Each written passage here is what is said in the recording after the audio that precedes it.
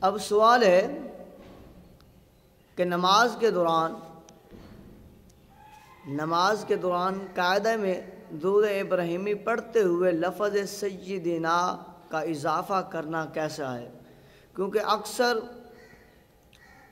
یہ جو ہے وہ درود شریف پڑھتے ہیں جب کوئی نعت خوانی کرتا ہے یا کوئی واعظ کرنے والا واعظ کرنے لگتا ہے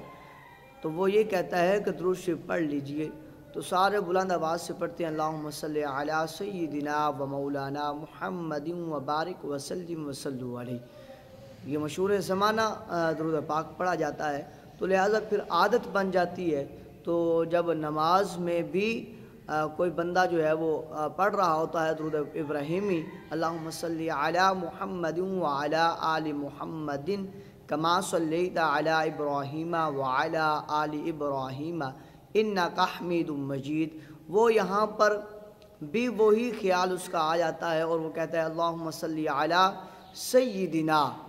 محمد وعلی آل محمد۔ تو یہ لفظ جو اضافہ ہو جاتا ہے اس کے بارے میں کیا ہے؟ تو سن لیجئے، اس کے بارے میں ہے سیدنا کا اضافہ کرنا جائز بھی ہے،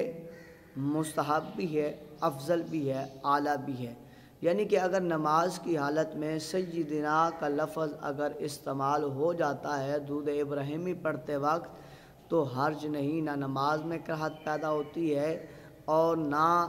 کوئی سجدہ سہو لازمی ہوتا ہے اور نہ کوئی ایسا معاملہ پیش آتا ہے، بلکہ یہ افضل ہے، اچھا طریقہ ہے۔